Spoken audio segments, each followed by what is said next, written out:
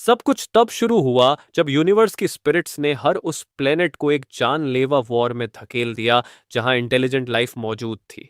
ये कोई आम जंग नहीं थी, हार का मतलब था टोटल डिलीशन, बिना कोई निशान छोड़े।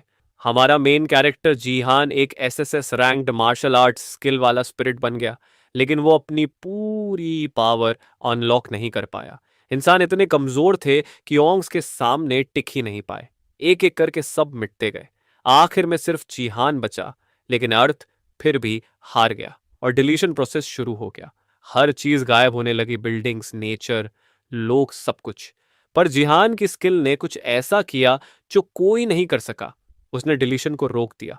इस यूनिक एबिलिटी ने स्पिरिट्स का ध्यान खींच लिया और उन्होंने उसे दूसरा मौका दिया। अपनी स्किल की फुल पोटेंशियल अनलॉक करने के साथ ही उसे एक टूटा फूटा सिस्टम मिला जो उसे दूसरों से कई गुना तेजी से लेवल अप करने देता है। इसके अलावा उसे एक अचीवमेंट स्टोर की एक्सेस मिली जहां वह अपने कमाए पॉइंट्स से यूनिक आइटम्स और नई एबिलिटीज खरीद सकता है। जब जिहान एक झटके से जागता है, सबसे पहले उसे टीवी स्क्रीन की धीमी आवाजें सुनाई देती हैं। वह थोड़ा होश में आता है और याद करने की कोशिश करता है कि क्या हुआ था। आखिरी चीज जो उसे सिस्टम में दिखी थी वह यह थी कि उसे टाइम में वापस लीग के पहले एंट्री एरा में भेजा जाएगा। वह अपने आसपास देखता है और तुरंत पहचान लेता है कि वह कहाँ है। 2020 में साउथ कोरिया के उस बिल्डिंग की छत पर जहां वह रहता था। ना तो सड़कों पर मॉन्स्टर्स तबाही मचा रहे थे, ना ही लाइफ थ्रेटनिंग गेम्स चल रहे थे। बच्चे फुटपाथ पर खेल रहे थे। स्वर्ड किंग यूनिसेजन की नकल करते हुए जिहन को यकीन होता है कि वह सच में पीसफुल टाइम में टेलीपोर्ट हो गया है। बस कंफर्म करने के लिए वह अपना स्टेटस विंडो बुलाता है ताकि देखे कि उसकी एबिलिटीज रिसेट हुई है या नहीं। वह लेवल 2 पर वापस आ गया है, जो कंफर्म करता है कि अब वह टाइम में पीछे लीग के स्टार्टिंग पॉइंट पर है। उसे कुछ समझ नहीं आता, लेकिन ये उसके लिए परफेक्ट मौका है। अगर वह अपनी पास्ट लाइफ की इंफॉर्मेशन यूज करे तो फ्यूचर बदलने का चांस है, और उसे फ्यूचर बदलना ही होगा ताकि इस बार वह सबको प्रोटेक्ट कर सके। इस रियल गेम के एंड की नॉलेज लेकर वह इस बार सब कुछ अलग करेगा। 2020 में कोरिया का काफी सॉलिड पोजीशन था। दुनिया के टॉप प्लेयर्स में 11 सबसे बेहतरीन माने जाते थे, और इनमें से एक थर्ड नंबर पर यूनसेजन था। यह ऐसा आदमी था जिसकी ताकत इतनी धमाकेदार थी कि एक ही अटैक में एक डजन प्लेयर्स को खत्म कर सकता था। सोर्ड किंग यूनसेजन की वजह से कोरिया दुनिया के सबसे स्ट्रांग कंट्रीज में से एक बन गया था। वो कोरिया का गर्व और खजाना था। उसके बैटल डॉट नेट में हिस्सा लेने की वजह से उसे स्ट्रांगेस्ट वॉरियर का टाइटल मिला, और कोरिया नॉर्थ ईस्ट एशिया में हायर रैंक्स पर बना रहा। लेकिन फ्यूचर में सब कुछ ऐसा नहीं चलेगा। उसी दिन यून सेजिन ने खुद अनाउंस किया कि उसने अपना नाम बदलकर रयूह रख लिया है और जापान का सिटीजन बनने का डिसाइड किया है। यह जुलाई 2020 का एक नॉर्मल दिन होना चाहिए था, लेकिन उस दिन कोरियन बैटल नेट को सबसे बड़ा झटका लगा। जिहान को हमेशा उस आदमी का चेहरा देखकर गुस्सा आता था जिसने कोरिया को बर्बाद कर दिया। यूनिसेजन के जाने के बाद कोरिया में बड़ी अफरा तफरी मच गई। वह बैटल डॉट नेट में हायर रैंक से सीधा हारते चले गए और लीग के रैंक्स में तेजी से नीचे गिर गए।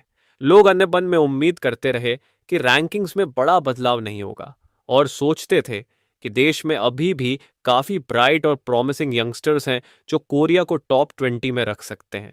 इस गलत सोच की वजह से कोरिया इतना बुरा हारा। यूनिसेस की कमी पूरी करने वाला कोई नहीं आया, और वक्त के साथ हालात और खराब होते गए। अगर थोड़ा और टाइम होता तो शायद बात अलग होती, लेकिन बैटल नेट बहुत जालिम था। जब स्पेस लीग शुरू हुई तब बात और सीरियस हो गई। शुरुआत में बैटल नेट एक गेम जैसा था, लेकिन स्पेस लीग ने इसे सर्वाइवल की फुल ऑन जंग बना दिया। अगर कोई गेम में मर जाता तो वह असली जिंदगी में भी मर जाता। नीचे रैंक वाले कंट्रीज में मॉन्स्टर्स भी दिखाई देने लगे, और वहां मॉन्स्टर्स बेरहमी से उन्हें मारने लगे। यूनिसेजन की बगावत और कोरिया के लोअर रैंक्स पर जाने के बाद आखिर में कोरिया तबाह हो गया। जो लोग बचे थे उन्होंने कहा कि अगर स्वॉर्ड किंग रुका होता तो कोरिया का अंजाम अलग होता। इतना अहम था स्वॉर्ड किंग, और सबसे बड़ी बात, जिहान इस स्वॉर्ड किंग यूनिसेजन का भांजा है। अपना गुस्सा निकालने के लिए जिहान लिविंग रूम में लगी यूनिसेजन की फैमिली पिक्चर को तोड़ देता है। जिहान अभी भी सोचता है कि उसकी बहन को यूनसेजन जैसे किसी से प्यार क्यों हुआ, और अगर वह अभी जिंदा होती तो कितना कुछ अलग होता। अब जब वह पुरानी बातों में खोया हुआ था।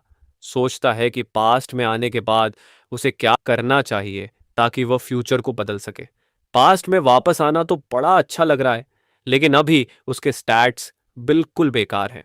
अपनी जवानी के दिनों में जब स्पेस लीग शुरू नहीं हुआ था, वह अपना सारा वक्त शराब पीने और जुआ खेलने में बर्बाद करता था। उसे तब पता भी नहीं था कि उसे मिला गिफ्ट कितना कमाल का है। गिफ्ट एक स्पेशल टैलेंट होता है जो हर प्लेयर को 18 साल की उम्र में मिलता है। सिर्फ थोड़े से प्लेयर्स को गिफ्ट मिलता था, और जिहान इतना बदकिस्मत था कि उसे सबसे निचला एफ रैंक गिफ्ट मिला। उसने अपनी एबिलिटी का यूज गेम्स में विनर प्रिडिक्ट करने के लिए किया और जुआ खेलकर जिंदगी गुजारी। तब उसे नहीं पता था कि यह स्किल कितनी पावरफुल बन जाएगी जब उसका अवेकनिंग होगा।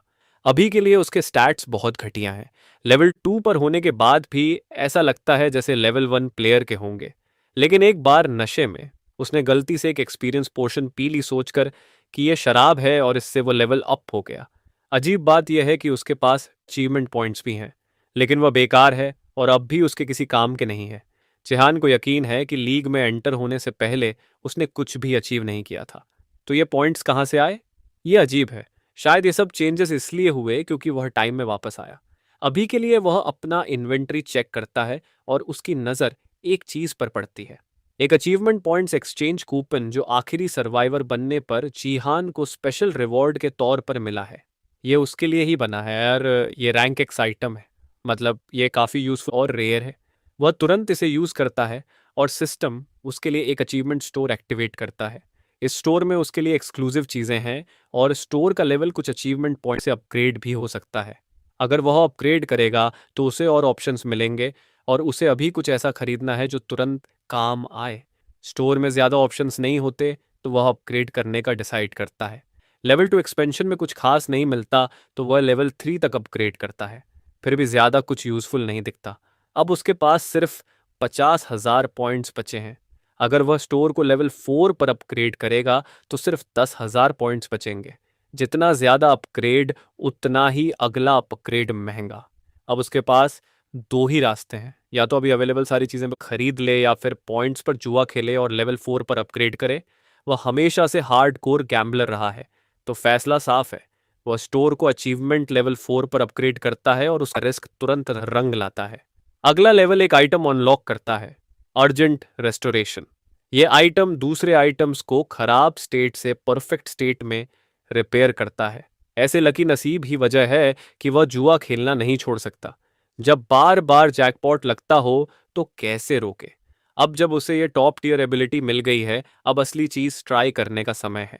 वह पेंट हाउस के एक दूसरे रूम में जाता है और अपने थंब से एक स्पेशल एरिया अनलॉक करता है। ये यूनन्स है जिनका प्लेइंग रूम है।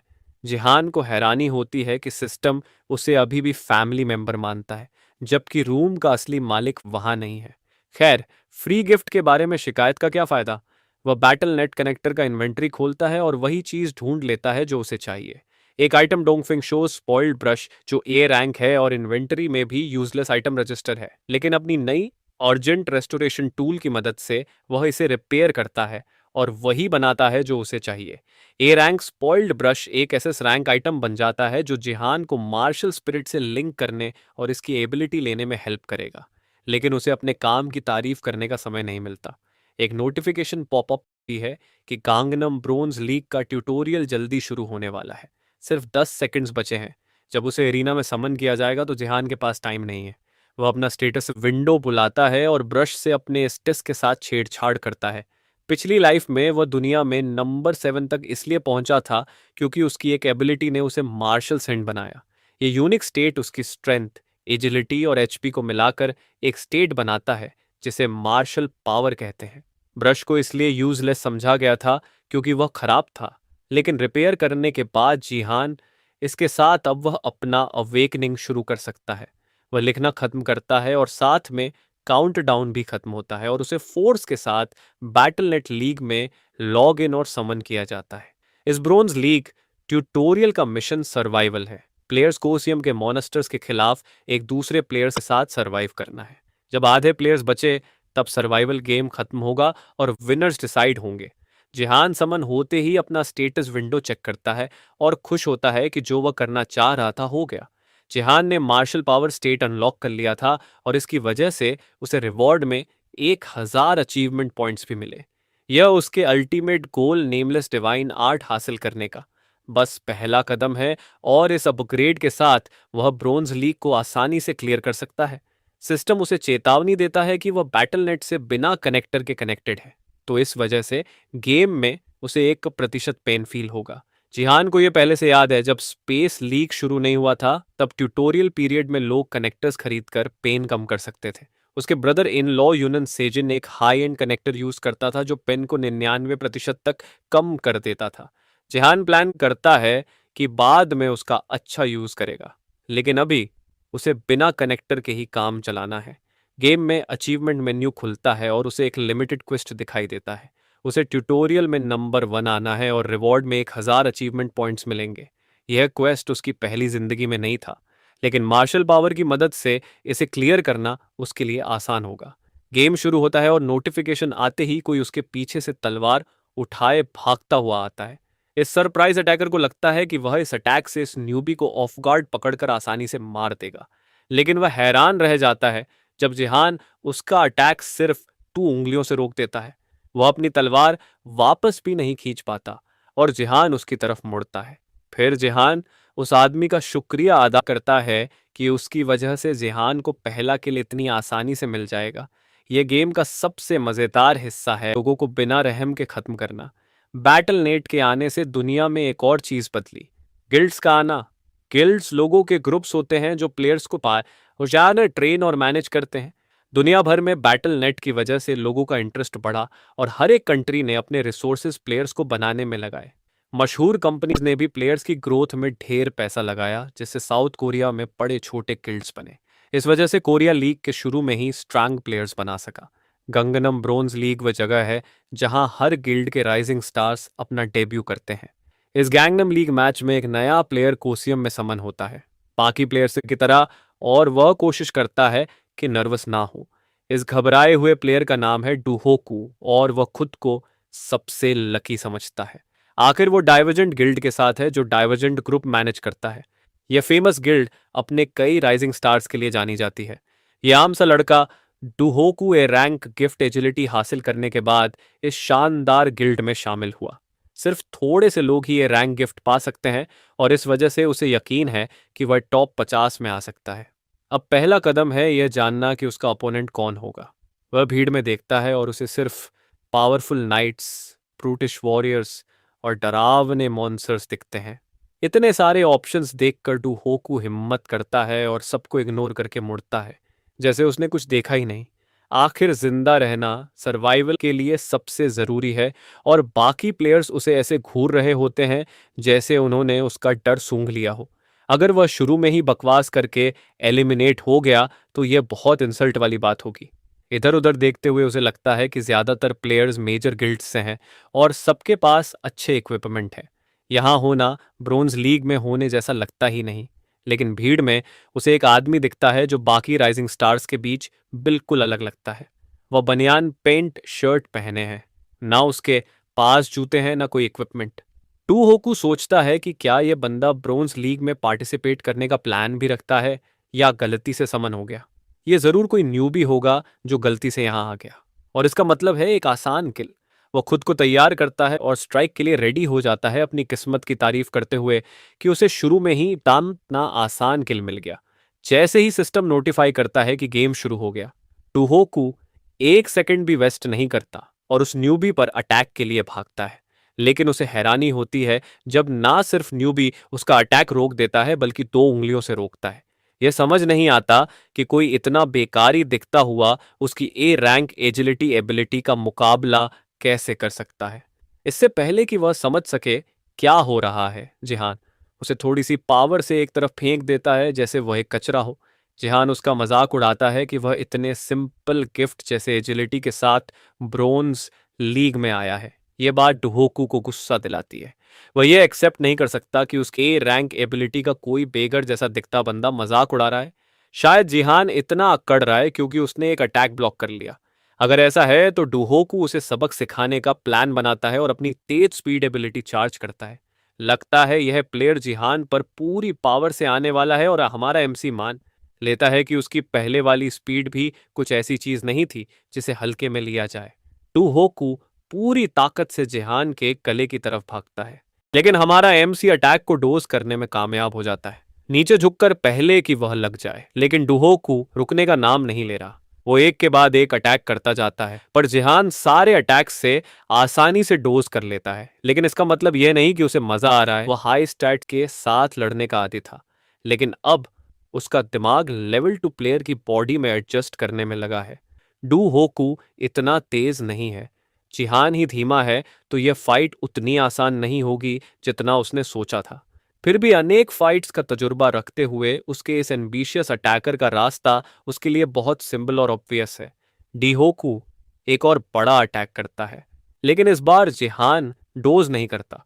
वो उसके हाथ से हथियार छीन लेता है, जिससे तलवार हवा में उड़ जाती है। डुहोकू को समझने का मौका भी नहीं मिलता कि क्या हुआ, और जिहान हवा में कूदकर तलवार पकड़ता है और उसके गले में घुसा देता है, फाइट खत्म करके। डुहोकू जमीन पर गिरता है और हार के साथ उसकी बॉडी गायब होने लगती है। मरने से पहले वह वादा करता है कि अगली बार जब वह और जिहान टकराएंगे वह जीतेगा। जिहान ये सुनकर गहरी सांस लेता है। यह दुनिया कितनी अच्छी है। यहाँ मरता हुआ बंदा भी अगली लड़ाई की बात करता है। सिस्टम पॉपअप करता है और बताता है कि उसने ट्यूटोरियल का पहला किल लिया और इसके लिए उसे 10 अचीवमेंट पॉइंट्स मिलते हैं। तलवार भी गायब हो जाती है क्योंकि उसका ओनर मर चुका है। जिहान को तलवार की जरूरत नहीं, और अब जब यह अच्छा सा वार्म अप हो गया, वो अगले बैटल की तरफ बढ़ता है। पहले उसे इस मिशन में अच्छी पोजीशन पाने के लिए 5 से ज्यादा किल्स चाहिए। जैसे उसने सोचा था, बैटल नेट में कोई मॉन्स्टर्स के पीछे नहीं जाता। प्लेयर्स के अलावा मॉन्स्टर्स भी होते हैं, लेकिन एक मॉन्स्टर किल सिर्फ 0.1 प्लेयर किल के बराबर है। मतलब 10 मॉन्स्टर्स मारने से एक प्लेयर किल काउंट होता है। इस वजह से ज्यादातर लोग मॉन्स्टर्स से बिल्कुल दूर रहते हैं, खासकर जब ये ऑक्स जैसे मॉब मॉन्स्टर्स हो। इनके पीछे जाना बिल्कुल बेवकूफ़ी है, लेकिन लगता है सिस्टम को बेवकूफ़ी पसंद है, क्योंकि जिहान को एक नया क्वेस्ट मिलता है। उसको यहाँ के सारे 30 ऑक्स को मारना है। मॉन्स्टर्स का शिकार करना बेकार है। इसके लिए 500 अचीवमेंट पॉइंट्स का रिवॉर्ड है, जो पहले किल के रिवॉर्ड से 5 टाइम्स ज़्यादा है। अगर बात ऐसी है तो ऑक्स के पीछे ना जाने का कोई मतलब नहीं। ये बेसिक एनपीसी मॉन्स्टर्स असली ऑनक्स के मुकाबले में कुछ भी नहीं। तो जिहान के लिए ये बड़ी बात नहीं होनी चाहिए। जब कोई चीज उसे रोक नहीं रही, वो डिसाइड करता है कि इन बेखबर मॉन्स्टर्स पर पूरी ताकत से झपट जाएगा।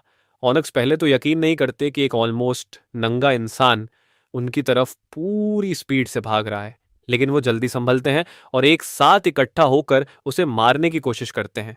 दो ऑर्क्स जो सबसे पास होते हैं अपने कुल्हाड़ी फेंकते हैं ताकि जिहान पास आने से पहले ही कट जाए, लेकिन जिहान आसानी से कुल्हाड़ी पकड़ लेता है और वापस फेंक देता है। एक ही वार में कई ऑर्क्स को मार गिराता है। इससे बाकी ऑर्क्स गुस्से में पागल हो जाते हैं, लेकिन जिहान नहीं रुकने वाला। वो सबके पास से निकलते हुए सीधा उनके बीच में पहुंच जाता है और दूसरी कुल्हाड़ी के एक झटके से कई ऑर्क के सिर उड़ जाते हैं। लेकिन जिहान यहाँ रुकता नहीं। अब तक उसने सिर्फ 5 ऑर्क्स मारे हैं और बचे हुए 25 उसके इस काम से खुश नहीं लगते। अब वो और भी ज्यादा उत्साह से उसे मारने के लिए आते हैं, लेकिन वो उसके लिए कोई मैच नहीं है। वो उनकी स्पीड से ज्यादा तेजी से चलता है और उसका बैटल एक्सपीरियंस यहाँ साफ दिखाई देता है। एक ऑर्क भाले के साथ तेजी से जिहान को खत्म करने के लिए आता है, लेकिन जिहान उसका हथियार आसानी से पकड़कर तोड़ देता है, जिससे ऑर्क खड़ा और चकराया हुआ है। जिहान उसे कुल्हाड़ी से काटने जाता है, लेकिन अचानक कुल्हाड़ी टूट जाती है। इससे ऑर्क्स को थोड़ी हिम्मत मिलती है। वो सोचते हैं कि अब जब उसका हथियार टूट गया उसे निपटना आसान होगा। फिर कई सारे ऑक्स उस पर झपटते हैं और जिहान उनकी हिम्मत की दाद देता है, लेकिन चाहे वो कितनी भी कोशिश कर ले, वो उसके लिए बहुत ज्यादा है। वो अपने पैर से जमीन पर जोर से ठोकता है और इस शॉक वेव से जमीन टूट जाती है, जिससे सारे ऑर्क्स जो उसकी तरफ भाग रहे थे हवा में उड़ जाते हैं। फिर वो हवा में कूदता है, ऑर्क्स के हाथों से उड़े हुए हथियारों को पकड़ता है और 1 सेकंड में भीड़ के बीच से गुजरते हुए ऑर्क्स को मार देता है। कत्लेआम चलता रहता है और ऑर्क्स एक के बाद एक गिरते जाते हैं, जब तक सिर्फ एक बचता है। आखिरी ऑनर्क इतना डरा हुआ होता है कि हिल भी नहीं पाता, लेकिन अब उसे समझ आता है कि जिहान उन सबसे बड़ा मॉन्स्टर है। ये बात समझते ही जिहान उसे भी खत्म कर देता है। क्वेस्ट सक्सेसफुली क्लियर करके सिस्टम उसे वादे के 500 अचीवमेंट पॉइंट्स देता है और इस लड़ाई से जिहान लेवल अप भी कर जाता है। लेवल अप करना जिहान के लिए अजीब है क्योंकि एक्सपीरियंस यूजुअली गेम के एंड में कैलकुलेट होता है, लेकिन शायद ये इसलिए है क्योंकि वो अभी लो लेवल पर है। वजह जो भी हो, जिहान शिकायत नहीं करता और मौका मिलते ही अपने स्टैट्स लेवल अप करता है।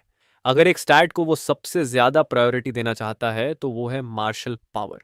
ये मार्शल पावर के 3 स्टैट्स को एक साथ जोड़ता है। जहां दूसरे लोग एक एक करके स्टैट्स को अपग्रेड करते हैं, वहां जिहान मार्शल पावर का 1 स्टैट पॉइंट इंक्रीज करके 3 स्टैट्स को ऑटोमेटिकली इंक्रीज कर लेता है। ये सच में एक हैक जैसा है। एक और वजह है कि मार्शल पावर जिहान के लिए खास है।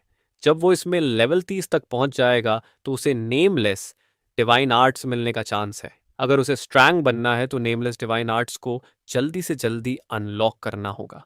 लेकिन इस स्टेट का एक बड़ा नुकसान है, मार्शल पावर को बढ़ाना आसान नहीं। इसे बढ़ाने के लिए ढेर सारी बैटल एक्सपीरियंस और ट्रेनिंग चाहिए, और पॉइंट्स सिर्फ मैक्सिमम ग्रोथ रेट बढ़ा सकते हैं। लेकिन इस बार किसी वजह से मार्शल पावर का लेवल सच में बढ़ जाता है। ये उसके लिए शानदार है, और जिहान को ठीक से नहीं पता ये कैसे हुआ, लेकिन अगर ऐसे ही चलता रहा तो शायद वो दुनिया का सबसे स्ट्रांग बन सकता है। अभी खाली खड़े रहने का समय नहीं। ये तो बैटल फील्ड है। जब वो अपने स्टैट्स देख रहा होता है, एक आर्चर उस पर तीर छोड़ती है जिसे वो आसानी से प्रिडिक्ट करके डोज कर लेता है।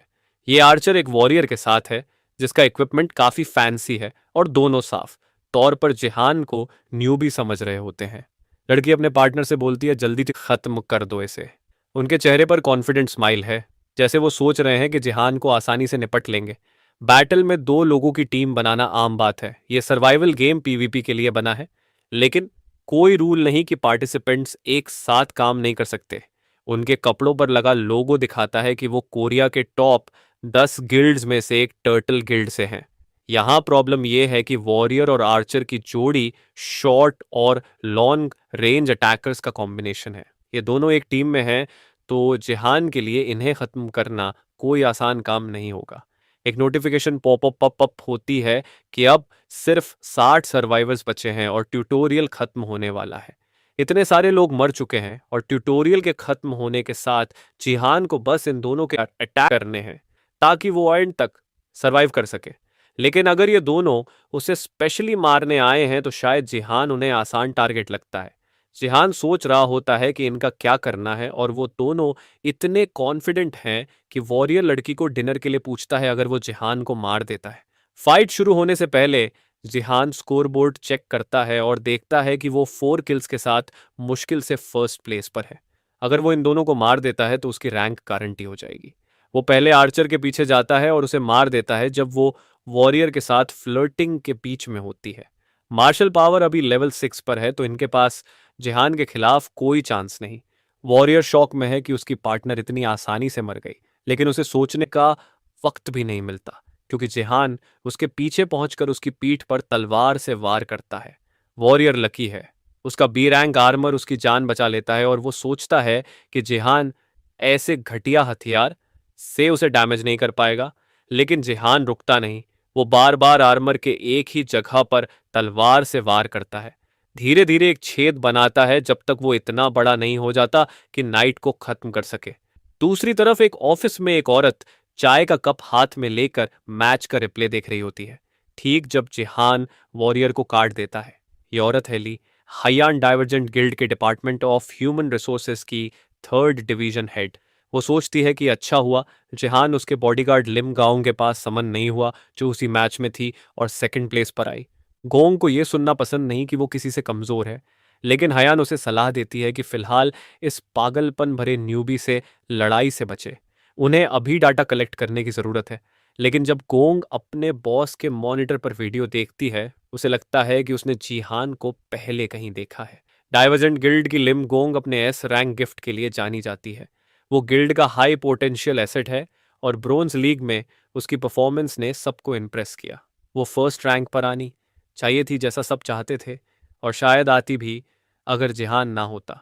टर्टल गिल्ड का स्काउट टीम शॉक में चीख पड़ता है जब उन्हें पता चलता है कि जिहान ने ना सिर्फ उनके कुछ प्रॉमिसिंग मेंबर्स को हरा दिया बल्कि लेवल 2 पर बिना किसी प्रॉपर केयर या गिल्ड के फर्स्ट रैंक भी हासिल कर लिया। वो बनियान टॉप और स्वेट पैंट्स में आया और कैसे सिक्स किल्स बिना किसी हथियार के कर दिखाए। उसकी इस मैच में परफॉर्मेंस ने वर्ल्ड के दूसरे प्लेयर्स के बीच ढेर सारे सवाल खड़े कर दिए। वो खुद अपने लिविंग रूम में रिलैक्स करता है और ब्रोंज लीग ट्यूटोरियल में फर्स्ट प्लेस के रिवॉर्ड्स चेक करता है। उसे 50% एक्सपीरियंस बूस्ट मिलता है, जिससे वो लेवल 3 से लेवल 6 पर पहुंच जाता है।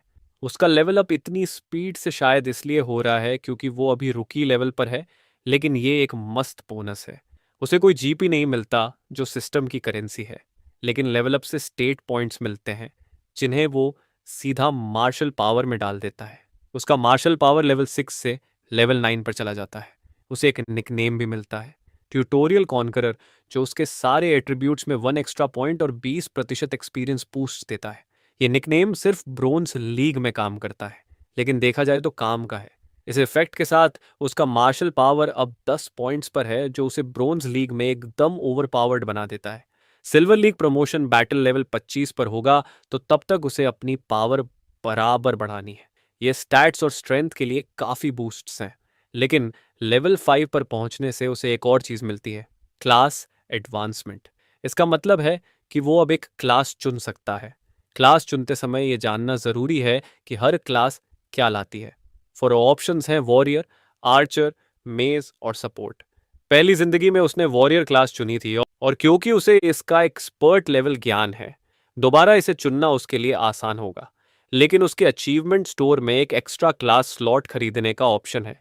10,000 अचीवमेंट पॉइंट्स से वो वॉरियर क्लास बाद में ऐड कर सकता है। इस वजह से उसे पहले वॉरियर चुनने की ज़रूरत नहीं, और वो कुछ और ट्राई कर सकता है। उसकी उंगली ऑप्शंस पर घूमती है, और जब वो डिसाइड कर लेता है तो आखिर में वन क्लास चुनता है। बाद में उसे दोबारा ब्रोंज लीग गैंगनम एरिया में एक नए मिशन के लिए समन किया जाता है। ये जगह हजारों ज़ॉम्बीज से भरी है, जो एक दूसरे के साथ भिद्ध लगा रहे होते हैं। इस बार का मिशन है डिफेंस। ज़ॉम्बीज कासल के नीचे हैं और प्लेयर्स को ज़ॉम्बीज को मारना है और कासल की चोटी पर रखा क्रिस्टल प्रोटेक्ट करना है। साथ ही खुद को ज़ॉम्बीज से बचाना है। कई टावर्स हैं और बैटल तब तक चलेगा जब तक सिर्फ 5 टावर्स बचे। एक टावर पर लिमोगो खडिड ही है, डाइवर्जेंट गिल्ड की वॉरियर, और वो ज़ॉम्बीज को घिन के साथ देखती है। गेम में होते हुए भी ग्लीस टी लाशों का नज़ारा अच्छा नहीं लगता।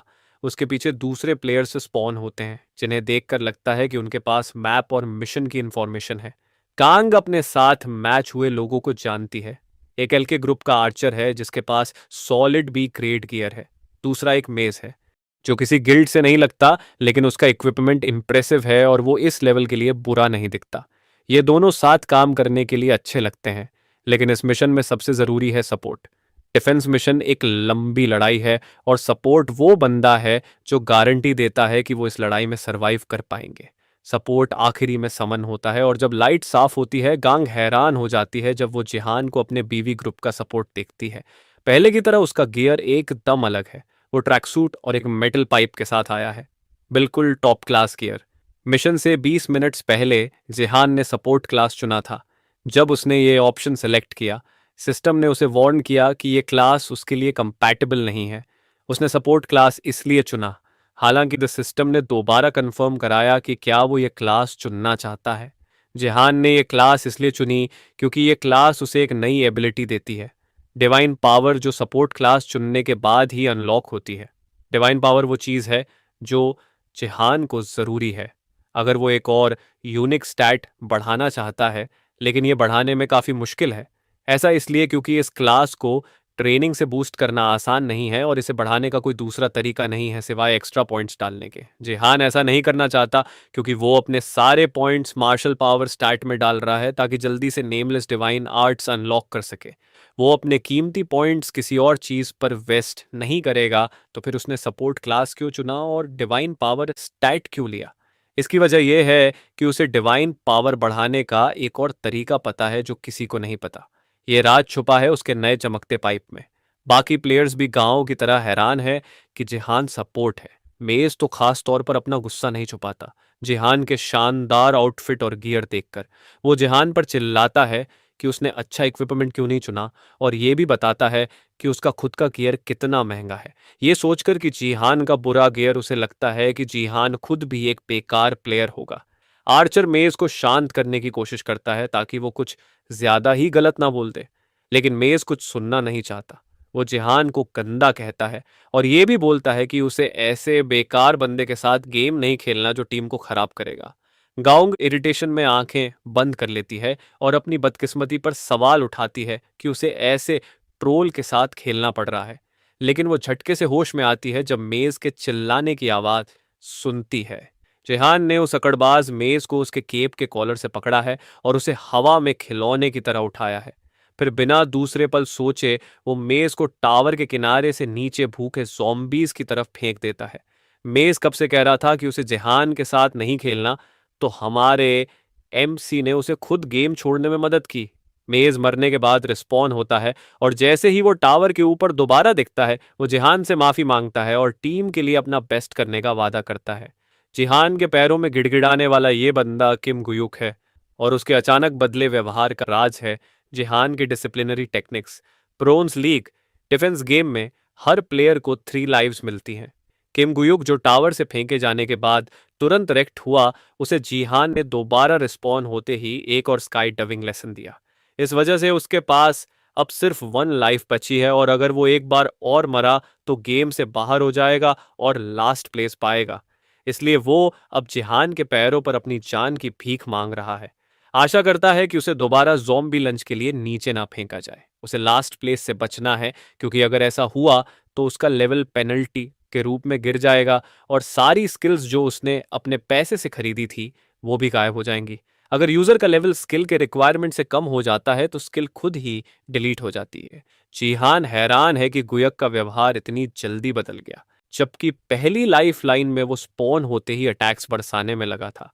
गुयुक खुद को एक फायर मेस के रूप में एडवर्टाइज करता है जो अनडेड मॉब्स के खिलाफ काफी अच्छा है और वो लेवल 15 पर है, जो किसी भी टीम के लिए काफी स्ट्रांग है। वो उनके लिए एक कीमती रिसोर्स है जिसे वो खोना नहीं चाहेंगे। लेकिन उसकी बकबक से गोंग को याद आता है कि वो कौन है। किम गोयक पहले कोरिया के 10 बड़े गिल्ड्स में से एक के साथ था और सब उसका सम्मान करते थे। लेकिन वो सिल्वर प्रमोशन लीग्स में 4 बार फेल हुआ और उसके बाद वो बस इधर उधर लड़ाइयां शुरू करता रहा। दूसरे वर्ड्स में जिहान उसे एक लूजर समझता है। कोयुक अपनी स्किल्स एडवर्टाइज करता रहता है और साथ देने का वादा करता है, लेकिन एक शर्त पर वो चाहता है कि जिहान उसे 2 बार मारने के लिए पर्सनली माफी मांगे। आर्चर इसके सपोर्ट में है और साफ है कि वो बस चाहता है कि टीम में सुलह हो जाए। लेकिन अंदर ही अंदर गुयुक अभी भी 2 बार मरने का गुस्सा रखता है। उसे अपने अंदर बदले की आग भड़काने का मौका भी नहीं मिलता, क्योंकि जिहान उसे दोबारा कॉलर से पकड़ता है और कासल वाल्स से एक आखिरी बार फेंक देता है, सिर्फ इस बात के लिए कि उसने माफी मांगने की बात की, जबकि लड़ाई उसने ही शुरू की थी। और इसके साथ उनका मेज गायब हो जाता है। टीम 1 बंदे से कम हो जाती है।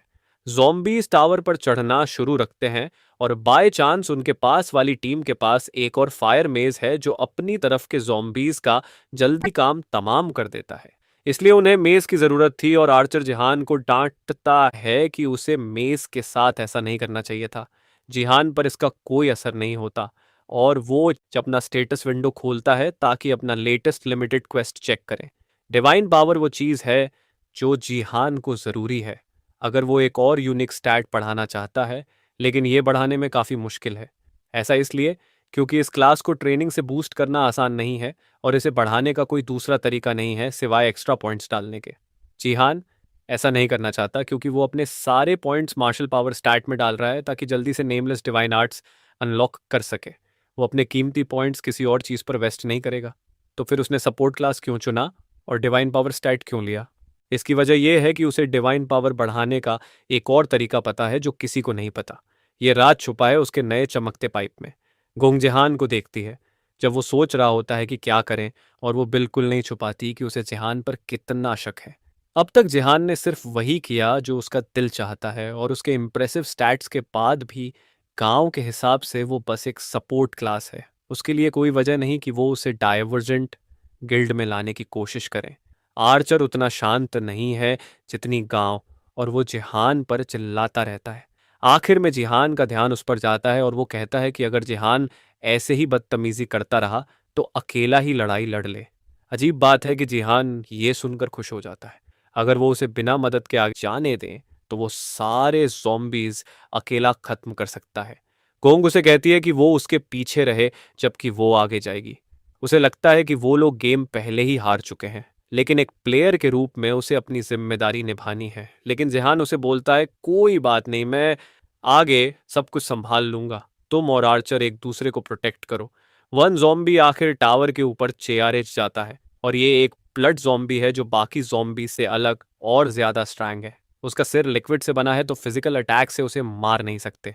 खैर, जेहान को गेम के रूल्स की परवाह नहीं। ज़ॉम्बी उस पर झपटता है और जेहान अपने स्पीयर के साथ तैयार हो जाता है। साफ हिट से वो ज़ॉम्बी का सिर कुचल देता है और उसे मार देता है। कोंग जलते हुए ज़ॉम्बी के टुकड़ों को गिरते देखकर समझ जाती है कि जेहान के पास डिवाइन पावर है और ज़ॉम्बीज़ टावर पर चढ़ने लगते हैं और जेहान एक-एक करके उन्हें अपने स्टाफ से रोकता रहता है। अब तक उसने 1000 में से सिर्फ 6 ज़ॉम्बीज़ मारे हैं और उसका सफ़र लंबा है। जैसे ही और ज़ॉम्बीज़ ऊपर चढ़ते हैं, जेहान अकेला सबका सामना करता है। 24 से ज़्यादा ज़ॉम्बीज़ मारने के बाद उसे एहसास होता है कि उसकी सबसे बड़ी मुश्किल ब्लड ज़ॉम्बीज़ हैं। फिजिकल अटैक्स इन पर काम नहीं करते। जब उसे वो दिखते हैं, वो थोड़ी सी डिवाइन पावर छोड़ता है जिससे वो सबको एक साथ मार देता है। आर्चर का जिहान को देखने का तरीका पूरा बदल जाता है और ये मानना मुश्किल है कि हमारा एमसी सच में प्रो है, भले ही वो बदतमीज है। काउंग इतनी हैरान है कि बोल ही नहीं पाती और बस जिहान को ओव में देखती रहती है। डिवाइन पावर को फ्रीली कंट्रोल कर रहा है और बिना वेस्ट किए लड़ रहा है। उसका कंट्रोल लेवल तो काफी इम्प्रेसिव है, लेकिन गांग को सबसे ज्यादा इम्प्रेस करता है जिहान का स्किल और प्रेसिजन। जब वो ज़ॉम्बीज के सिर पर वार करता है, 1 मिनट के अंदर जिहान 200 से ज्यादा ज़ॉम्बीज मार देता है, जिससे उसे एक हिडन कंडीशन अदरवर्ल्ड्स फेथ मिलता है, जो उसकी डिवाइन पावर को लेवल 6 से लेवल 7 पर ले जाता है। ये उसका दूसरा तरीका है डिवाइन पावर बढ़ाने का और लगता है ये काम कर रहा है। वो डिवाइन पावर को सेक्रेड ऑब्जेक्ट्स के जरिए बढ़ा सकता है। 2010 में जब अर्थ का ट्यूटोरियल शुरू हुआ था, सेक्रेड ऑब्जेक्ट्स की काफ़ी हाई प्राइस थी क्योंकि कहा जाता था कि उनमें राज, लेकिन 10 साल बाद जब कुछ रिवील नहीं हुआ, उनकी वैल्यू लगातार गिरती गई। अदर वर्ल्डली डिवाइन आइटम्स का भी कोई फायदा नहीं था और काफ़ी लोगों को उनके होने का पता भी नहीं था। लेकिन एक इंसान थी जो इसके बारे में जानती थी। सोफिया, अमेरिका की पहली साइंटिस्ट, उसने जेहान को बताया था कि उसने एक अदर वर्ल्डली डिवाइन आइटम से अपनी डिवाइन पावर कैसे बढ़ाई। डिवाइन पावर को जनरली अदर वर्ल्ड्स के डिवाइन आइटम से पढ़ाया जा सकता है, भले ही ये ट्यूटोरियल खत्म होने के बाद काम नहीं करता। ये वो तरीका था जिससे सोफिया साइंटिस्ट बनी। वो अदर वर्ल्ड डिवाइन आइटम को पकड़कर लंबी देर तक प्रार्थना करती थी और थोड़ी देर बाद उसे डिवाइन पावर मिलती थी। हर डिवाइन आइटम के लिए कंडीशंस थोड़ी अलग होती है और ये कोई आसान तरीका नहीं। इसके ऊपर से ये आइटम्स इतने लो डिमांड में हैं कि उन्हें ढूंढना बहुत मुश्किल है। इस वजह से सोफिया ने सारे डिवाइन आइटम्स अपने पास रखे। ये हाई क्वालिटी इंफॉर्मेशन है जो किसी को नहीं पता, तो सोफिया ने ट्यूटोरियल में इसका पूरा फायदा उठाया। लेकिन इतनी कीमती इंफॉर्मेशन होने के बावजूद कोई और भी था जो अदरवर्ल्डली डिवाइन आइटम्स खरीद रहा था। जिहान को अपनी बहन के room sword palace paint house में बहुत सारे अदरवर्ल्डली डिवाइन आइटम्स मिले जो वो मरने से पहले खरीद रही थी। इनकी सारी डिवाइन पावर खाली हो चुकी है, तो ये सब किसी काम के नहीं है। इसका मतलब ये है कि दूसरा प्लेयर जो other worldly divine items collect कर रहा था, उसकी बहन शांग जिया थी जो यूनिसेजन सोर्ड किंग के साथ थी। जिया उसकी बहन साउथ कोरिया की सबसे बेहतरीन सपोर्ट थी और एक हीरो थी।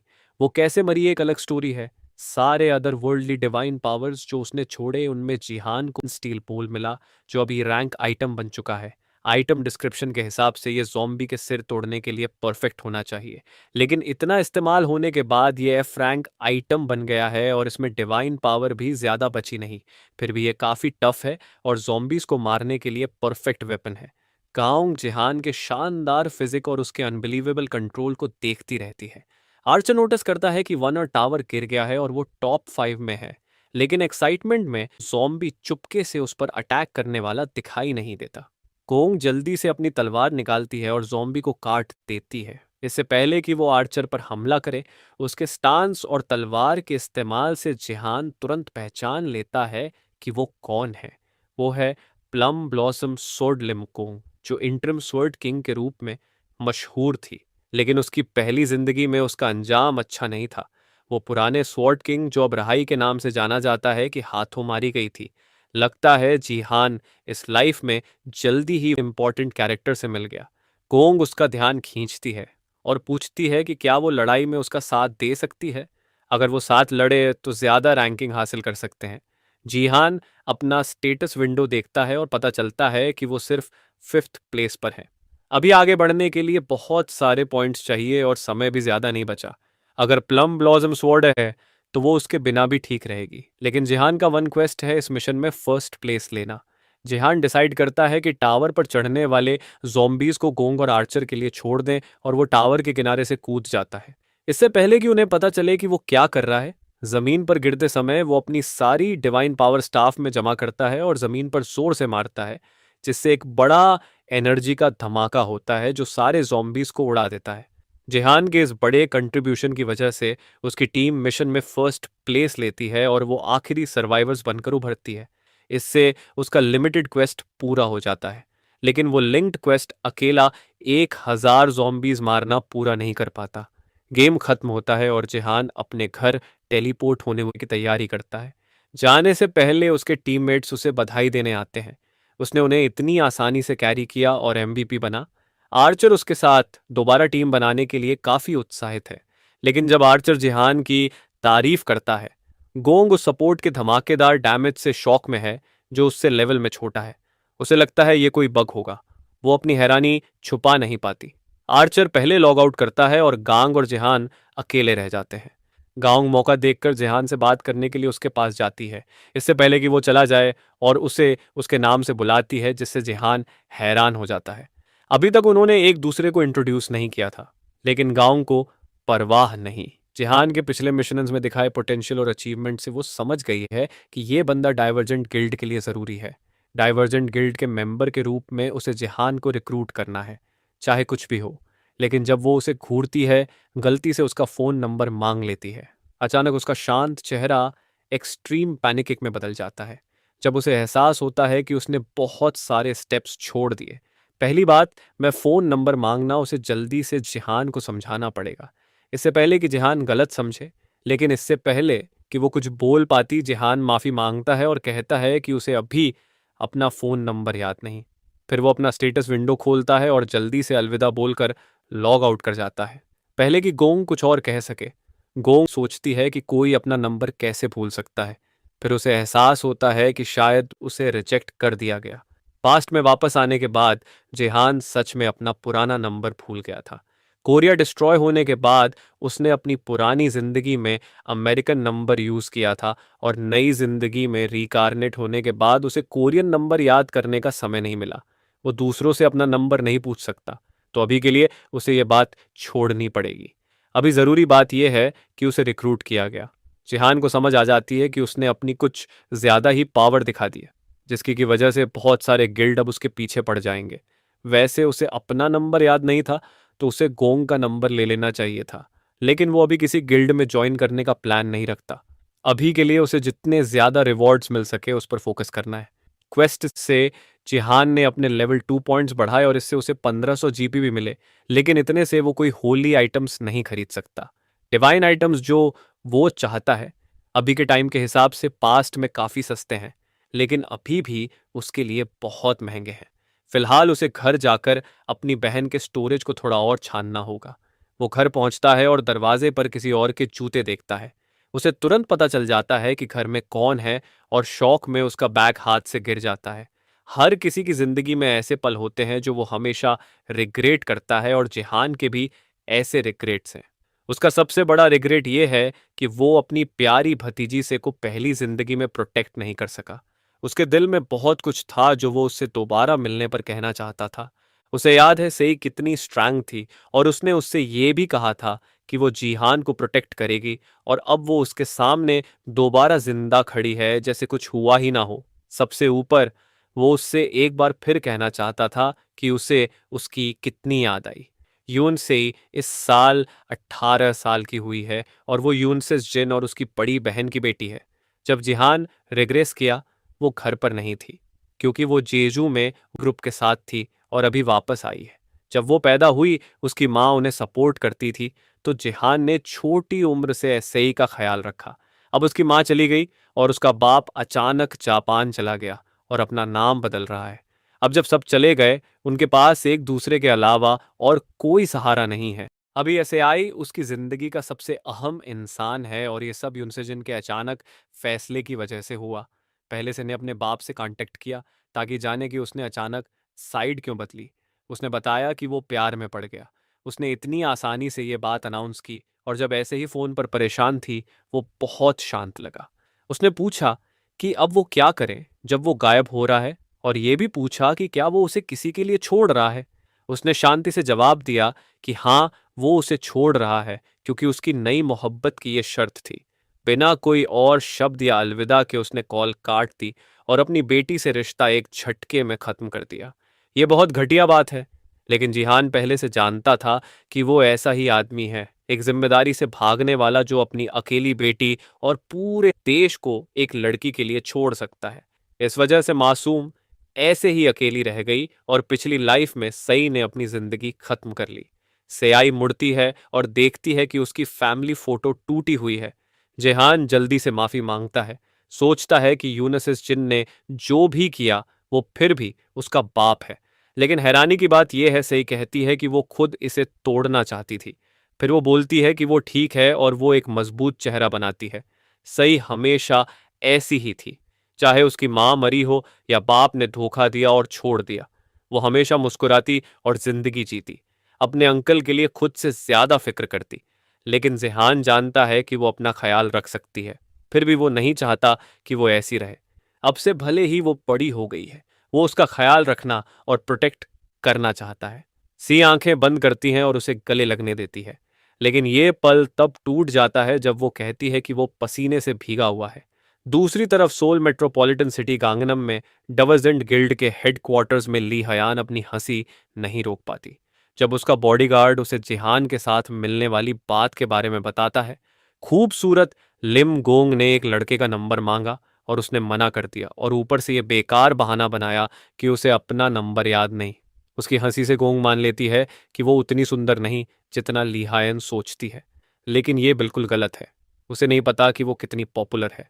जो भी लोग उनके पास से गुजरे वो घूरते और चुपके से उसकी क्यूटनेस की बात करते हैं। दोनों कंपनी लाउंज की तरफ जाते हैं और ली वहाँ काफी रिलैक्स्ड फील करती है। वो दोनों जिहान के रिक्रूटमेंट के प्लान डिस्कस करने आए हैं। उन्हें उसे हर हाल में रिक्रूट करना है और ऊपर मैनेजमेंट वाले भी उसे जल्दी से टीम में लाने के लिए दबाव डाल रहे हैं।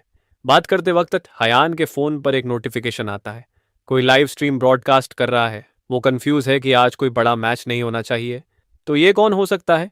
ये स्ट्रीम उस गैम्बलिंग स्ट्रीमर का है जिसे हयान कभी कभी देखती है। वो इसे स्ट्रेटजी एनालिसिस कहती है, लेकिन ये बस सिंपल जुआ है। लेकिन स्ट्रीम होस्ट करने वाला बिल्कुल वो नहीं है जो उन्होंने सोचा था। ये सयोंग जिहान है और वो बिना किसी अनाउंसमेंट के स्ट्रीम शुरू कर रहा है। दूसरी तरफ जिहान कैमरा सेट कर रहा है जबकि ऐसे ऑन ऑफ स्क्रीन से उसे गाइड करती है। गोंग समझ नहीं पाती कि जिहान गैम्बलिंग प्रिडिक्शन स्ट्रीम पर क्यों दिख रहा है, लेकिन हायन का ध्यान स्ट्रीम के टाइटल पर है। जिहान दावा कर रहा है कि वो स्वॉर्ड किंग का ब्रदर इन लॉ है। स्ट्रीम देखने वाले लोग भी अचानक अनाउंसमेंट से कंफ्यूज हैं और कमेंट्स तेजी से आते हैं कि ये क्या हो रहा है। जिहान के पीछे ट्विन सोल्ड स्टैचू है जो बताता है कि वो स्वॉर्ड पैलेस पेंट हाउस में है। जब स्ट्रीम ठीक से शुरू होती है, जिहान से इसे कहता है कि पीछे हट जाए।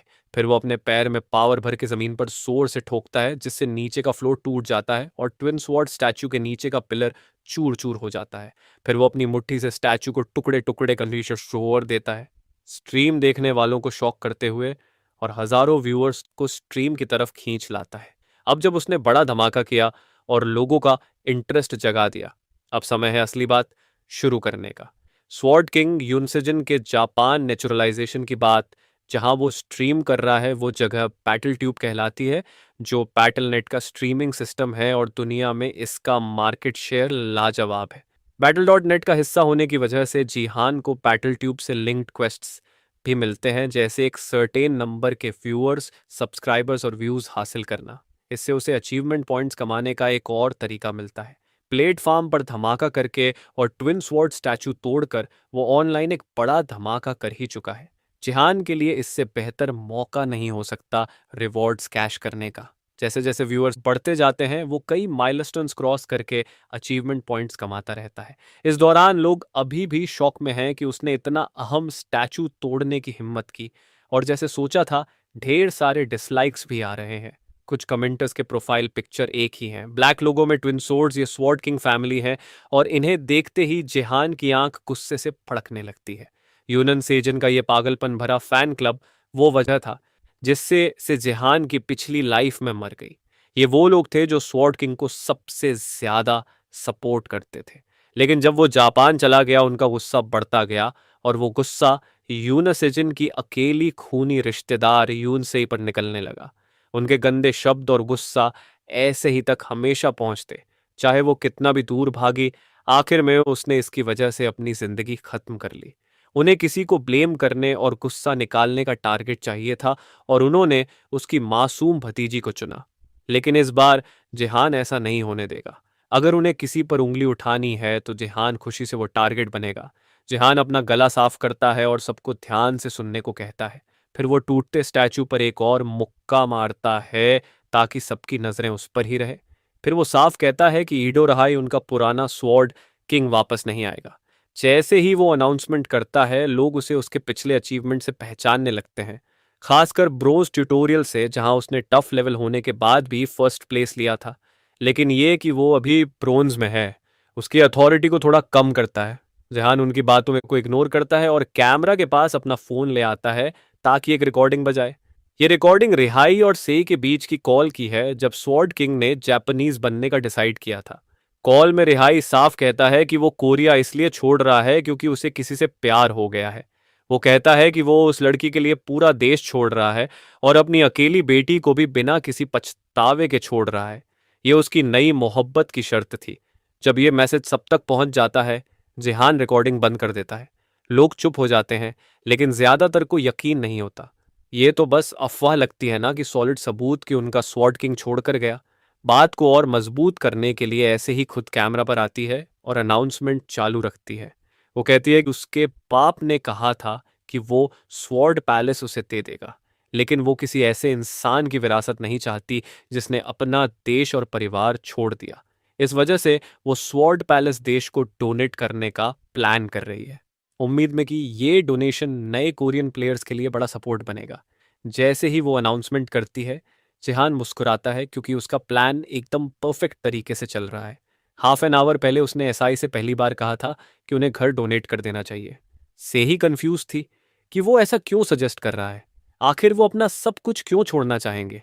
जेहान उसे असली वजह नहीं बता सकता, और उसे ये भी नहीं पता कि अगर उसने कोशिश की तो वो उसे पूरी तरह कन्विंस कर पाएगा या नहीं। आखिर वो बिल्डिंग बेच नहीं रहे, बल्कि फ्री में दे रहे हैं, जो बिल्कुल पागलपन वाला डिसीजन लगता है। लेकिन जिहान को से को ये करने के लिए कन्विंस करना है, उसकी भलाई के लिए। पहली जिंदगी में सेजिन ने जापान का रिप्रेजेंटेटिव बनकर कोरिया को तबाह किया, और कोरियंस का गुस्सा इतना बढ़ा कि उन्होंने यूनसेजिन की सारी जायदाद स्वॉर्ड पैलेस भी जब्त कर ली। सेई के पास जाने की कोई जगह नहीं थी, और वो स्वॉर्ड किंग फैमिली के स्टॉकिंग और धमकियों को बर्दाश्त नहीं कर सकी। आखिर में उसने अपनी जिंदगी खत्म कर ली, जबकि ये जगह वैसे भी छीनी जानी थी। इसे डोनेट करके कोरिया का दिल जीतना और सेई को सेफ रखना बेहतर है। सेई के लिए जिहान बस एक फ्री लोडर अंकल है जो दिन भर पीता रहता है, और वो उसे ये भी नहीं बता सकता है कि वो फ्यूचर से आया है। लेकिन उसे किसी तरह उसे कन्विंस करना था। अजीब बात है कि जब वो सोच रहा था कि उसे कैसे मनाए, सई अचानक उसके प्लान से सहमत हो गई। जेहान को एक पल के लिए दोबारा चेक करना पड़ा कि क्या वो सच में इसके लिए तैयार है, क्योंकि अगर कोई जेहान को ऐसा कहता तो उसे ये बात फुस लगती। एसई ने उस पर भरोसा करने का डिसाइड इसीलिए किया क्योंकि वो ऐसा इंसान नहीं जो बिना वजह ऐसी बात कहे। और सबसे जरूरी, बहुत समय बाद उसने जेहान का ये कॉन्फिडेंट रूप देखा तो सेई ने जेहान के इस डिसीजन पर भरोसा किया। लेकिन इसका मतलब ये नहीं कि आगे कोई मसला नहीं होगा। स्वॉर्ड किंग फैमिली अभी भी गुस्से में है, और खास तौर पर जेहान को फ्रॉड और थक कह रहे हैं। ये वही है जो जेहान चाहता है। वो चाहता है कि ये लोग उस पर गालियां उड़ाएं और सई से पूरा दूर रहें। फिर भी ये काफी नहीं है काम पूरा करने के लिए, सब कुछ परफेक्ट करने के लिए। उसे आखिरी कील ठोकनी है।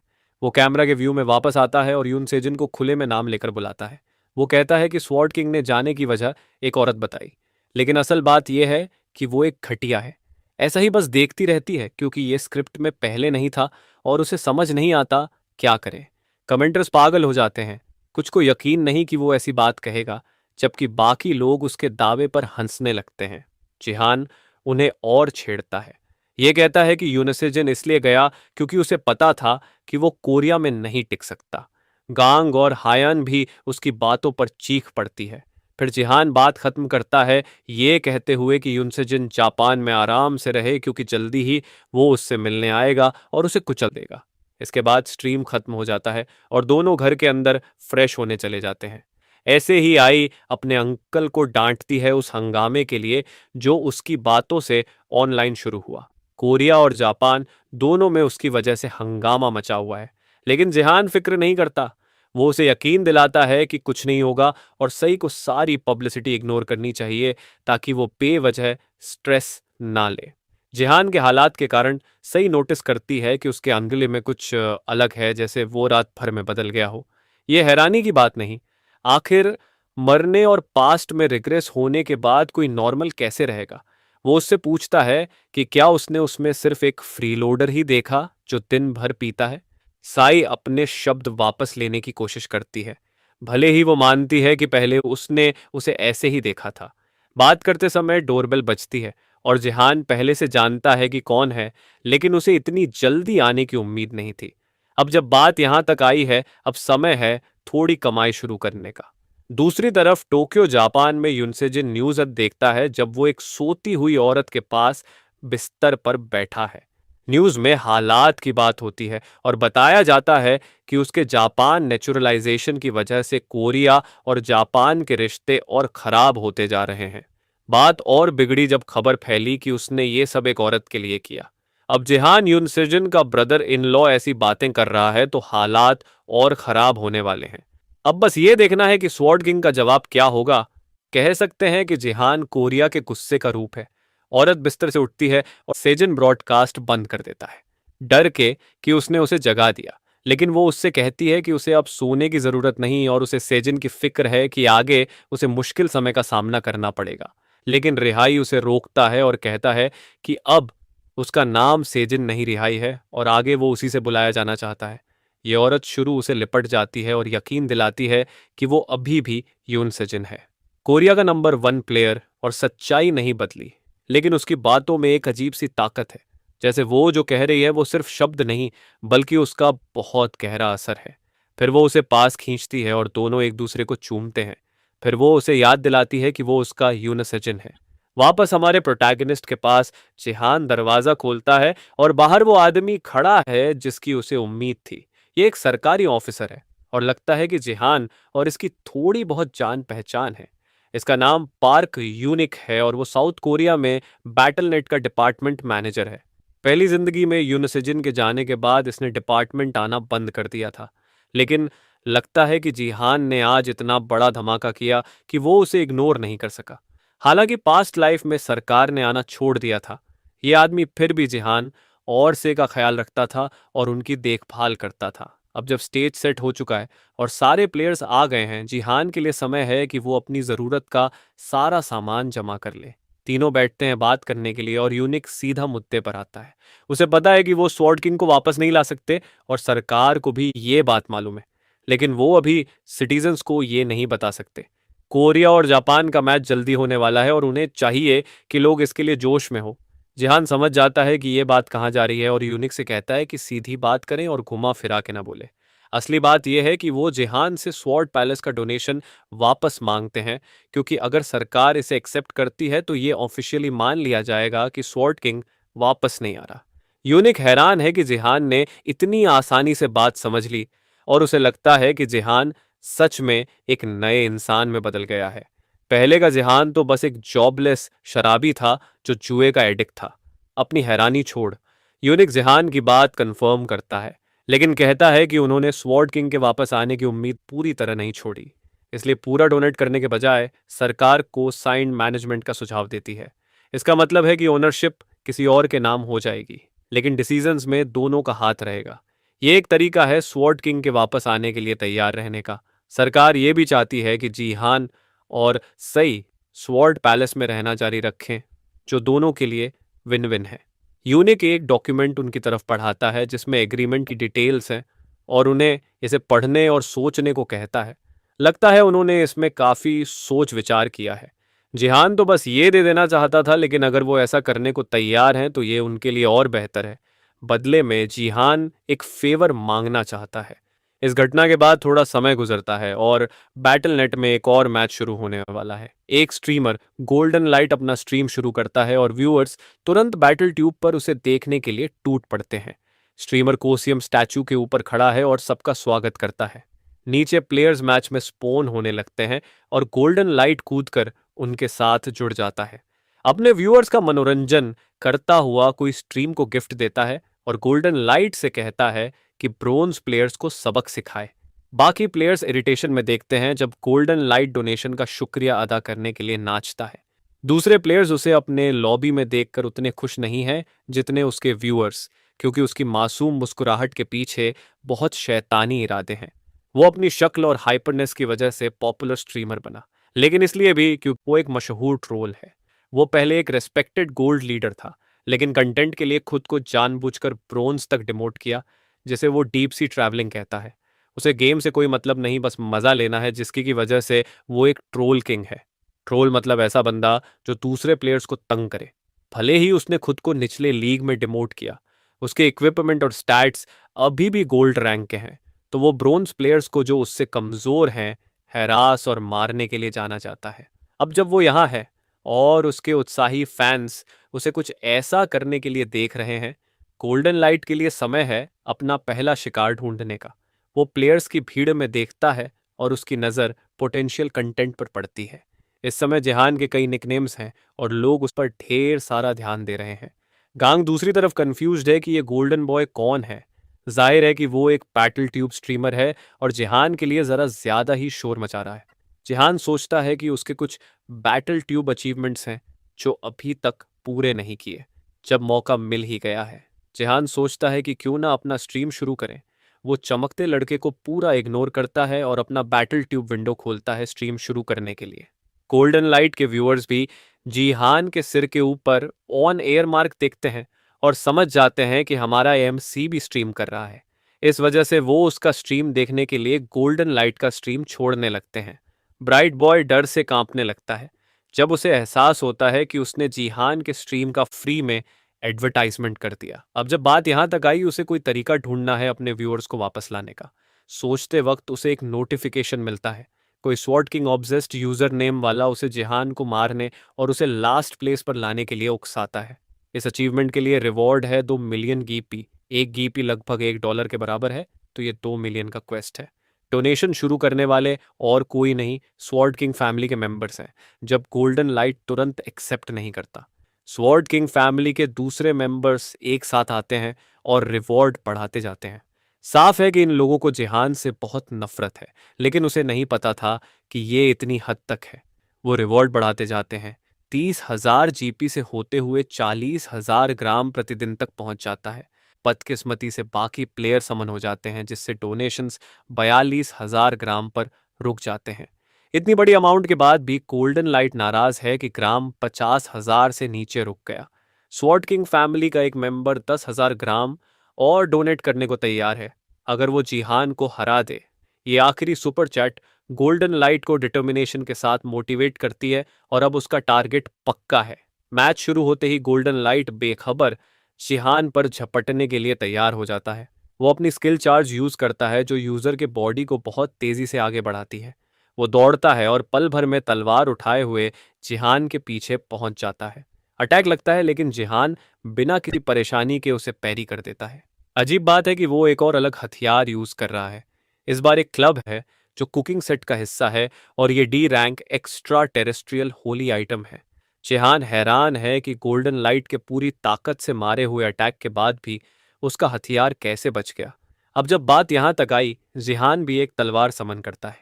सेकंड्स में जिहान सिंपल और प्रिसाइज वॉर से गोल्डन लाइट को काट देता है और कमेंटर्स देखते हैं कि वो सोडची यूज कर रहा है जो नॉर्मली ब्रोंज लीग के किसी के लिए पॉसिबल नहीं होना चाहिए।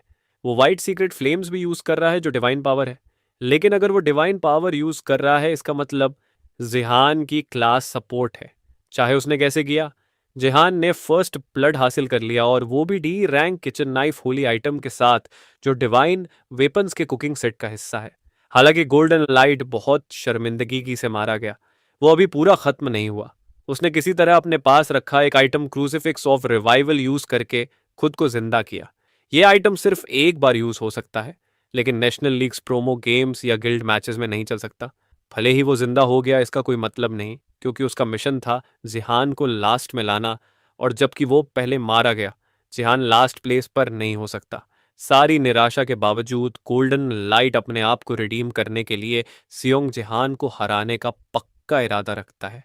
बदकिस्मती से जिहान भी उस गोल्डन बॉय के चेहरे की चमक मिटाने का पूरा इरादा रखता है। सेकंड्स में जिहान उसे दोबारा खत्म कर देता है। अनजाने में उसे डबल किल देकर मरते हुए, स्ट्रीमर से दूर जाते हुए, वो आइटम के बारे में सोचता है जो उस आदमी ने यूज किया। फ्यूचर में किसी ने इसे यूज नहीं किया क्योंकि रिवाइवल प्रोसेस में कुछ कमी थी। ये बात छोड़ो, आज का दिन आम से ज्यादा सिरदर्द है। शायद इसलिए क्योंकि आज के स्पेक्टेटर्स हैं एल्व्स। लगता है सब जिहान को देख रहे हैं। हमारे एमसी को एल्व्स से खास मोहब्बत नहीं, क्योंकि उन्होंने इंसानियत को डिस्ट्रॉय करने में बड़ा रोल प्ले किया था। अभी वो उनके बारे में कुछ नहीं कर सकता, तो बेहतर यह है कि वो सामने वालों पर फोकस करे। नजर दौड़ाई तो दूसरे प्लेयर्स उससे काफी दूरी रख रहे हैं, जैसे उसे कोई आउटकास्ट समझ रहे हो। जब वो उनकी तरफ मुड़ता है, सब डर के भाग जाते हैं। ये तो होना ही था, क्योंकि जिहान ने एक गोल्ड प्लेयर को 2 बार केले की तरह मसल दिया, तो बाकी प्लेयर्स को साफ पता है कि वो उसके आगे नहीं टिक पाएंगे। ये जिहान के लिए अच्छी खबर नहीं है, क्योंकि इसका मतलब उसकी हंटिंग एफिशिएंसी कम हो जाएगी और उसके पास D rank holy item waste हो जाएगा। अगर उसे इन आइटम्स के मैनिफेस्टेशन कंडीशंस पूरे करने हैं, तो उसे और लड़ना होगा। जब वो सोच रहा होता है कि क्या करें, उसके स्टेटस विंडो में एक नोटिफिकेशन पॉपअप होता है और जिहान मुस्कुराता है जब उसे पढ़ता है। लगता है बातें पलटने वाली हैं। उसे एक क्वेस्ट मिला है गोब्लिन चैंपियन के आसपास जमा हुए गोब्लिन्स को खत्म करने का।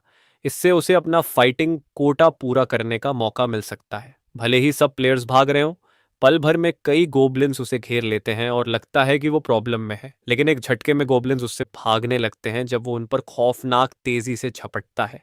मॉन्स्टर्स मदद के लिए चीखते हैं जब जिहान अपने कुकिंग इक्विपमेंट से उन्हें मारते और छेड़ते हुए आगे बढ़ता है। उसकी लगातार लड़ाई की वजह से होली कुकिंग सेट उसके एक्शंस पर रिएक्ट करना शुरू कर देता है। ये सब इसलिए क्योंकि उसने पहले आइटम्स की डिस्क्रिप्शंस पढ़ी थी।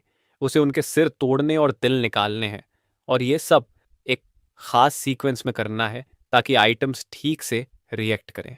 अच्छा हुआ कि उसने ये सब गेम खत्म होने से पहले समझ लिया, लेकिन जैसे सब कुछ चल रहा है, ये बहुत समय ले रहा है। अगर उसे ये थोड़ा पहले पता होता, तो शायद कुछ और गोब्लिन्स बचे होते जिनके ऊपर वो अपनी वेपनरी कर सकता। फिर भी सब खत्म नहीं हुआ। एक और गोब्लिन बचा है, और ये बाकियों से कहीं ज्यादा डेंजरस है। ये है गोब्लिन चैंपियन, जो आम गोब्लिन्स के मुकाबले बहुत बड़ा और ताकतवर है। उसकी साइज और स्ट्रेंथ के बावजूद कुकिंग क्लब का एक जोड़ का ठोकना उसे जमीन पर गिरा देता है। जिहान इसका फायदा उठाता है और उसके दिल में वार करता है। बड़ा साइज होने के बाद भी ये बस एक बड़ा गोब्लिन है, और इसके साथ क्वेस्ट क्लियर हो जाता है। उसे 500 अचीवमेंट पॉइंट्स रिवॉर्ड में मिलते हैं और इस प्रोसेस में एक डिवाइन पावर स्टैट भी मिलती है।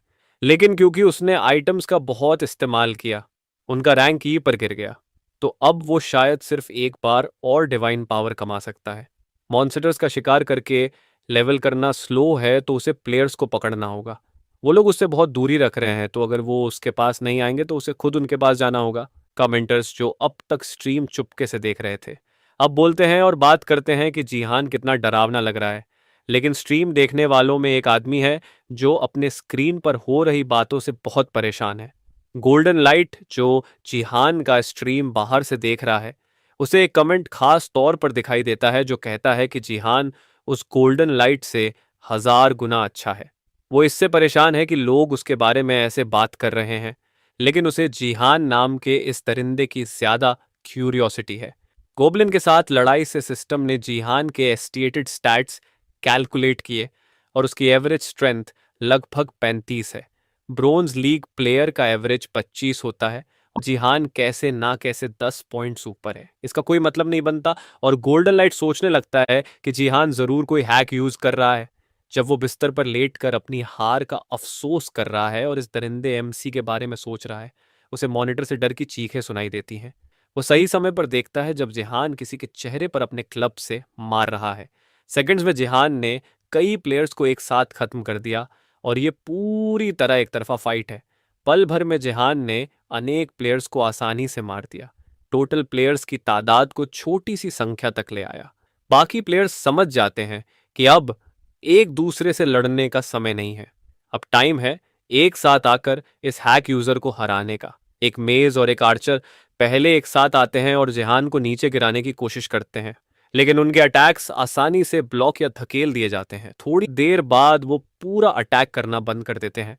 जब लगता है कि उनका कुछ भी जिहान पर काम नहीं करेगा, वो लड़ने की कोशिश भी छोड़ देते हैं और बस इस दरिंदे को हैरानी में घूरते हैं और फिर जिहान आकर उन्हें इस प्रॉब्लम से छुटकारा दे देता है। जिहान ने टोटल 10 किल्स किए और उसके व्यूअर्स इस अनबिलीवेबल काम को देखकर पागल हो रहे हैं। इतने सारे किल्स की वजह से कुकिंग सेट दोबारा रिएक्ट करता है और उसे एक और डिवाइन पावर पॉइंट मिलता है। फिर आइटम्स एक बार फिर एफ रैंक पर गिर जाते हैं, जिससे वो लगभग बेकार हो जाते हैं। उसने एक हिडन क्वेस्ट भी क्लियर किया जिसमें 10 किल्स चाहिए थे, जिससे उसे 5000 अचीवमेंट पॉइंट्स एक्स्ट्रा रिवॉर्ड में मिलते हैं। डिवाइन पावर और अचीवमेंट पॉइंट्स जेब में डालकर जिहान ने हर वो चीज़ ले ली जो वो चाहता था, लेकिन अभी भी कुछ मिसिंग है। उसे किसी डेफिनेट और स्ट्रॉन्ग चीज़ की ज़रूरत है जो उसकी ताकत को हद तक बढ़ा सके। तभी उसे नोटिस होता है कि उसे एक एपिक क्वेस्ट मिला है जिसमें उसे मैप के स्पेक्टेटर्स के पास शैडो क्वीन को ढूंढना और उसे गुस्सा दिलाना है। एपिक क्वेस्ट ब्रोंज लीग में नहीं आना चाहिए, लेकिन ज्यादा जरूरी है इसके रिवॉर्ड्स। 50,000 अचीवमेंट पॉइंट्स और कॉन्स्टेलेशन। शैडो क्वीन का इंटरेस्ट कॉन्स्टेलेशन एक इज एन एब्सोल्यूट बीइंग जो एक तारे के रिप्रेजेंटेटिव है और ये बैटल नेट के डिवाइन बीइंग्स है। कॉन्स्टेलेशन का इंटरेस्ट एक स्पॉन्सर जैसा है जो ऐसी एबिलिटीज दिलाता है जो नॉर्मल प्लेयर नहीं पा सकता। ये ऐसा लगता है जैसे डायमंड लीग की चीज अभी उसके साथ हो रही है। अगर ऐसा है तो उसे कुछ भी कर करके शैडो क्वीन से मिलना होगा। अगर एक कॉन्स्टेलेशन ने जिहान में इंटरेस्ट दिखाया तो दूसरे कॉन्स्टेलेशंस भी उसमें इंटरेस्ट लेंगे, लेकिन इतने सारे एल्स जो उसे साइड से घूर रहे हैं, क्या वो सच में उनमें शैडो क्वीन को ढूंढ पाएगा? गेम के बाहर वर्ल्ड जिहान से हैरान है। सोंग जिहान का कोलेसियम में 10 किल्स का रिकॉर्ड देश में पहली बार था यूनिसिजन के बाद। ये खबर सोशल मीडिया कम्युनिटीज में जल्दी फैल गई और इसके नतीजे में उसे लगभग 10,000 सब्सक्राइबर्स मिले और उसके स्ट्रीम्स 4,000 लाइव व्यूअर्स तक पहुंच जाते हैं। स्वॉर्ड किंग फैमिली जो जिहान की बर्बादी चाहते थे, उल्टे उसके सपोर्टर्स बन गए। अब सारा गुस्सा गोल्डन लाइट पर है जो अनजाने में जिहान के स्टार बनने में स्टेपिंग स्टोन बन गया। उसकी रेपुटेशन अब कटर में चली गई है और वो परेशान है कि इसे ठीक कैसे करें। ज्यादा ऑप्शंस ना होने के कारण गोल्डन लाइट भी सियांग जिहान की ट्रेन पर चढ़ने का फैसला करता है और उसका सपोर्टर बन जाता है। अब से गोल्डन लाइट सियांग जिहान का एडिटर बनना चाहता है और उसे बैटल ट्यूब का सबसे बड़ा स्टार बनाना चाहता है। स्वॉर्ड पैलेस में से अपने अंकल को डिसबिलीफ में घूरती है। दोपहर के मैच के बाद उसे यकीन नहीं होता कि उसका अंकल इतना स्ट्रांग हो गया। उसे दूसरे प्लेयर्स पर थोड़ी दया भी आती है क्योंकि जिहान बेरहमी से लड़ा। कई लोग जिहान के स्ट्रीम में डोनेट करना चाहते थे, लेकिन उसने डोनेशन लिंक ब्लॉक कर रखा था। ये इसलिए क्योंकि उसने अचानक स्ट्रीम करने का डिसाइड किया और डोनेशन पहले से सेट नहीं किया। सेहान को सलाह देती है कि मिनिमम डोनेशन फी बढ़ाएं। अगर डोनेशंस आते रहे तो फोकस करना मुश्किल होगा, तो बेटर है कि अमाउंट ज़्यादा रखें ताकि ज़्यादा डोनेशंस ना आए। जेहान सहमत होता है और 10,000 जीपी सेट करता है जो मिलियन है। जब सही सोचती है कि क्या 10 मिलियन सच में ठीक है, जेहान का ध्यान शैडो क्वीन एपिक क्वेस्ट पर है जो उसे मिला है। उसे इस मिस्टीरियस फिगर को ढूंढना और प्रोवोक करना है, लेकिन इतनी बड़ी भीड़ में उसे ढूंढने का तरीका उसे नहीं समझ आता। सेई उसके गंभीर चेहरे को देखती है और पूछती है कि क्या वो उसकी मदद चाहता है। उसका ये एटीट्यूड उसे उसकी माँ की याद दिलाता है और जिहान उस पर मुस्कुराता है। इसमें कोई गलत बात नहीं। तो वो उठ खड़ा होता है और उसे बताता है कि क्या चीज़ उसे परेशान कर रही है। वो उसे एपिक क्वेस्ट और शैडो क्वीन के बारे में बताता है और सई को भी नहीं पता ये कौन हो सकती है। बस इतना पता है कि वो ऑडियंस में है। ऐसे ही मैचेस के रिप्लेस देखने और ऑडियंस में उसे ढूंढने का डिसाइड करती है। उसके इस केस पर काम करने से चीज़ें और स्मूथली चलनी चाहिए, लेकिन जिहान को बुरा लगता है कि उसे उसकी मदद लेनी पड़ी। शैडो क्वीन को ढूंढना जैसे घास में सुई ढूंढने जैसा है। अब जब उसने उसका ध्यान भटकाया, उसे सेटलमेंट के काम को संभालने का समय मिलना चाहिए जो वो टालता रहा था। सारे अचीवमेंट पॉइंट्स के साथ वो एक और क्लास स्लॉट खरीदता है और अब टाइम है एक नई क्लास ऐड करने और नई पावर अनलॉक करने का। उसके पास 3 ऑप्शंस हैं, वॉरियर, आर्चर एंड मेज, और वो मेज बनने का डिसाइड करता है। जैसे ही वो नई क्लास ऐड करता है, उसे अपने दिल से एक नई ताकत का एहसास होता है जो डिवाइन पावर से अलग है और उसे नई एबिलिटीज देता है। उसने सपोर्ट क्लास के बाद मेज क्लास इसलिए चुनी क्योंकि इससे उसे एक यूनिक स्टेट मिल सकता है जो सिर्फ दोनों क्लासेस होने पर मिलता है। ये नई एबिलिटी है फोर्स। रिग्रेस होने से पहले उसने बैरन को नशे में बात करते सुना था। एक दिन अपनी नशीली बकबक में बैरन ने उसे बहुत सी बेकार बातें बताई, जैसे ये कि अगर जिहान पहले अमेरिका में नेचुरलाइज होता तो वो उसे अमेरिकन के रूप में पहचान लेता। लेकिन उस दिन उसने एक अजीब सी बात भी की। उसने अपनी स्किल फोर्स के बारे में बताया जो उसने डिवाइन पावर और माना को परफेक्टली कंबाइन करके अनलॉक की थी। यह आसान काम नहीं है और दूसरे तो इसकी कोशिश भी नहीं कर सकते क्योंकि बैरन इस वर्ल्ड का अकेला प्लेयर है जिसके पास 2 क्लासेस। ये एक ऐसी चीज है जो कोई और अनलॉक नहीं कर सकता और बैरन के पास ये स्किल सिर्फ इस वजह से है क्योंकि उसके पास 2 स्टेटस विंडोज हैं जो उसका एसएसएस रैंक गिफ्ट है। जिहान ने पहले पूछा था कि क्या ये इन्फॉर्मेशन उसके लिए रखना ठीक है, लेकिन आखिर में बैरन को यकीन था कि वो ये बात वर्ल्ड में किसी को भी बता सकता है क्योंकि वो अकेला है जिसके पास 2 क्लासेस हैं। ये बैरन का घमंड था, लेकिन जो वो कह रहा था वो झूठ नहीं था। फोर्स एक ऐसी ओवरवेलमिंग पावर है जो स्पेस को पूरा डोमिनेट करती है। लेकिन अब बैरन अकेला नहीं है जिसके पास ये एबिलिटी है। जिहान को इसके रिक्वायरमेंट्स पता हैं और अब उसने उन्हें पूरा कर लिया है। ये एबिलिटी वो थी जिसने बैरन को उसके बुरे कंट्रोल और यूटिलाइजेशन के बाद भी दुनिया के फर्स्ट प्लेस रैंकिंग्स में पहुंचाया। अगर जिहान फ्यूचर के लिए तैयार रहना चाहता है तो उसे ये एबिलिटी हर हाल में अनलॉक करनी होगी।